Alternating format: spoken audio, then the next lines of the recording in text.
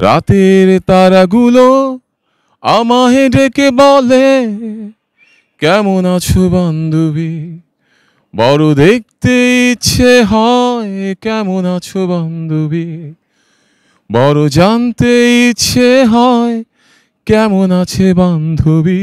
আমার সাথে যাকে দেখছেন উনি এক সময়ের জনপ্রিয় কণ্ঠশিল্পী এরফান ইসলাম। আমরা কথা বলবো ভাইয়ের সাথে বর্তমানে ওনার লাইফস্টাইল কিংবা উনি কি করছে। আসসালামু আলাইকুম ভাই, কেমন আছেন? ওয়ালাইকুম আসসালাম। ভালো আছে, আপনি কেমন আছেন? এই তো আছে আলহামদুলিল্লাহ ভালো। আচ্ছা, বর্তমানে আপনি মানে কি করছেন? বর্তমানে মিউজিক তো করছি।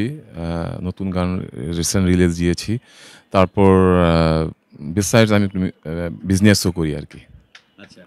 আচ্ছা, এক সময় যে আপনার যে গানগুলো কিন্তু মোটামুটি তরুণ সমাজের কাছে সবচেয়ে সাড়া ফেলেছিল। তো সেই গানগুলো আ তখন পারফরম্যান্স করতেন খুব বেশি। এখন গান থেকে কিছুটা দূরে, কারণ কি? এটা আসলে আমার একটা পার্সোনাল একটা কারণ আসলে আমি মধ্যে একটু আমার গ্যাপস ছিল। সো এখন আমি পুরোদমে মিউজিক করছি। মিউজিক নতুন গান রিলিজ হয়েছে। সামনে কিছু গান আপকামিং আসছে ইনশাআল্লাহ। সো এখন আমি মিউজিক নিয়ে স্টেজ পারফরম্যান্স নিয়ে সবকিছু নিয়ে আমি বিজি ব্যস্ত সময় কাটাচ্ছি আরকি। আচ্ছা, আমরা যদি জানতে চাই আপনার ১ম যে গান সবচাইতে আলোড়ন সৃষ্টি করেছিল যে 'কেমন আছো বান্ধবী'। ওই কেমন আছেন হ্যাঁ, বান্ধবী? জি। ওই গানটা যদি একটু শুনতে চাই আপনার কাছে। নিদ্রাহীন জীবন আমার কেটে যায় একাকী সবই। রাতের তারাগুলো আমায় ডেকে বলে, কেমন আছো বান্ধবী? বড় দেখতে ইচ্ছে হয়, কেমন আছো বান্ধবী? বড় জানতে ইচ্ছে হয়, কেমন আছে বান্ধবী? কেমন আছে বান্ধবী? এটা আমার 2005 এ এটা সাউন্ডট্র্যাক থেকে কেমন আছে বান্ধবী আ শিরোনামে এই অ্যালবামটা রিলিজ হয়। আমার ফার্স্ট সোলো অ্যালবাম ছিল আরকি সাউন্ডট্র্যাক থেকে। এবং অসাধারণ কণ্ঠ কিন্তু আপনার। সত্যি কথা যে মানে মুগ্ধ করার মতো। আচ্ছা। যে আপনার আচ্ছা, গানের জগতে আপনার মানে ১ম যে আসলেন, মানে কি দেখে বা কার অনুপ্রেরণায় আসছেন?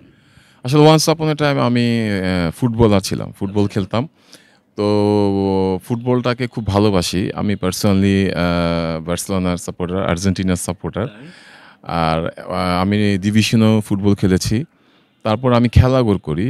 আপনি জানেন যে খেলাঘর হচ্ছে একটা বাংলাদেশের একটা বৃহৎ একটা সাংস্কৃতিক সংগঠন। আর বাংলাদেশের প্রতিটি জেলায় কিন্তু খেলাঘর শাখা আছে আরকি। তো আমি আমাদের এলাকাতে কেন্দ্রবিন্দু খেলাঘর করতাম। তো one of my bosom friend Kaisar, Kaisar Babu, Kaisar Jamil যেটাই বলি। ও আমাকে মানে ব্যান্ড করার জন্য উৎসাহ করলো এবং আমাকে খেলাঘরে নিয়ে আসলো। তো ওইখান থেকে মানে আমার লেখালেখি শুরু হয়। তারপর আ কবি আ কবিতা আবৃত্তি, ছড়া, গান গাওয়া ওইখান থেকে স্টার্ট আরকি। তারপর আমরা এই বন্ধুরা মিলে ব্যান্ড শুরু করলাম। তখন আমাদের ফার্স্ট ব্যান্ডের নাম ছিল 'ফেইথ অফ বাংলাদেশ'। তারপর আমরা একটা লাইন আপ চেঞ্জ হলো। 2nd আমরা একটা ব্যান্ড করলাম। ব্যান্ডের নাম ছিল 'স্ট্রাগল'। তো স্টিল এখন আমি যেই ব্যান্ড করছি আরকি, সেই ব্যান্ডের নাম হচ্ছে 'নক্ষত্র'। নক্ষত্র। আর আমার সোলো একটা ক্যারিয়ার আছে, ইরফান ইসলাম। এভরিবডি মোটামুটি সবাই আমাকে চেনে আরকি। আচ্ছা, আপনার আরেকটা গান দেখলাম আমরা সবচাইতে জনপ্রিয় জি সিরিজ থেকে এটা প্রকাশনা হয়েছে। আ ওই গানটা যদি এই ওই গানটা ছিল আপনার 'জ্বলে ওঠো'।